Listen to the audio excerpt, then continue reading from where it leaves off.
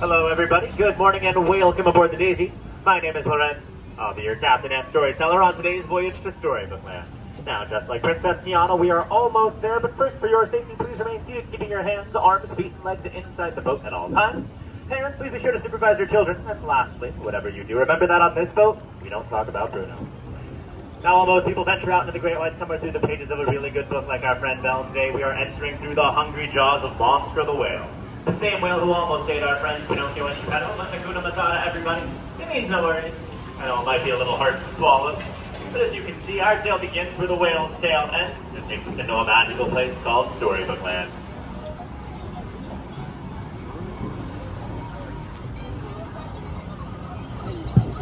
And if you thought Monster the Whale was scary, just wait until you meet the big bad wolf on the left-hand side of the canal. He's always after the three little pigs who live on the island across the way in a house made of straw, a house made of sticks, and a house made of 100% guaranteed bulletproof bricks.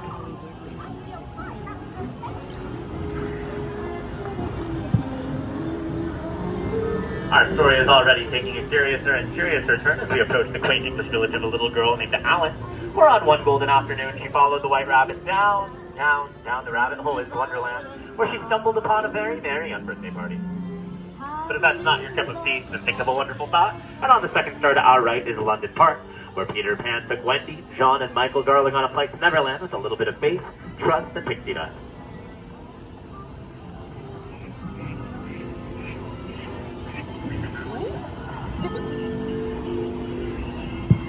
One jump ahead across the canal is Agrabah, city of mystery and enchantment, where a street rat named Aladdin stole the heart of a princess named Jasmine. Even though the evil Jafar stood in their way, with a little bit of help from their friends, they were able to defeat him, and now they live in the Sultan's palace. Which means that in Agrabah, true love shines just like the twinkling lights on the archways that Aladdin and Princess Jasmine soared over, sideways, and under on their magic carpet rides to a whole new world.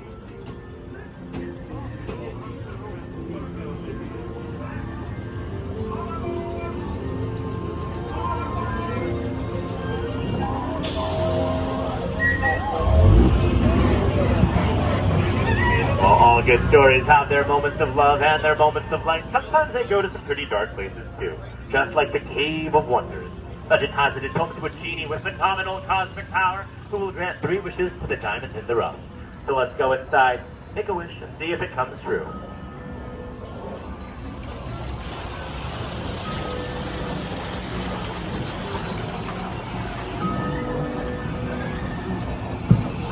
If you made a wish for a safe place to stay, then on the right-hand side you'll find the cozy forest cottage of the 7 dwarfs, just like Snow White did, as she fled from the evil queen. If you look close, you can see their diamond line, and if you listen closely, you can hear Snow White whistle while she works. And on the other side of the canal, Cinderella made a wish to go to the ball, even though ladies remained. Anastasia and Drizella left her at home. But with the help of the fairy godmother, Cinderella was able to attend. Unfortunately, as you can see on the bridge, fairy godmother's magic ran out at midnight, but thankfully true love did not, and now Prince Charming and Cinderella live in the castle on top of the hill.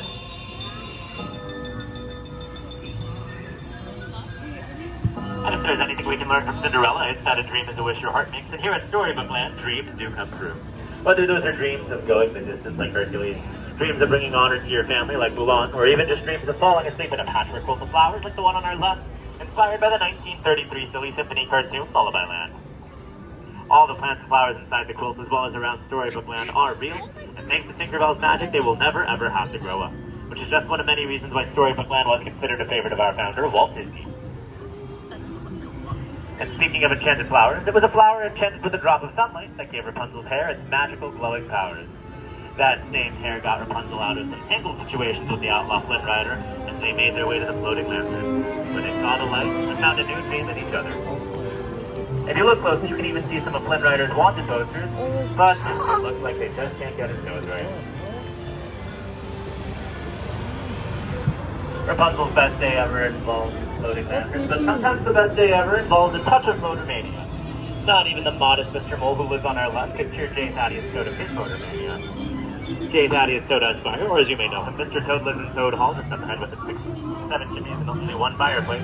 But it looks like he isn't home right now, which must mean that he's off on a wild ride to nowhere in particular. And just beyond Toad Hall, venturing into the unknown, is the icy kingdom of Arendelle, where the sisters Anna and Elsa discovered something more powerful than all-size magic. An act of true love.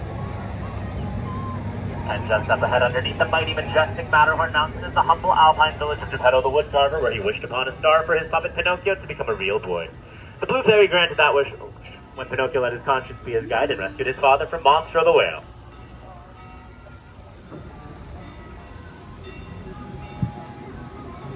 And before we leave Arendelle, if anybody needs anything, I hear that our friend Wandering Oaken is having a big summer blowout.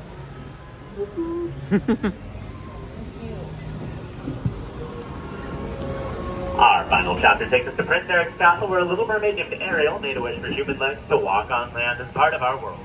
Even though she left her friends and family behind under the sea to our left, just behind the waterfall, they knew she was living her happily ever after. Which brings our story to a happy ending as we return to the dock for a meeting, keeping your hands, arms, and fingers inside the boat away from the dock. On my count of 3, we'll all stand up together for balance, so no poor unfortunate soul has to go under the sea. Once again, I've been Captain Lorenz, and on behalf of all of our storytellers, thank you for joining us on our wondrous journey today. We hope you have a fantastic rest of your day here at Disneyland, and that you reach out and find your happily ever after.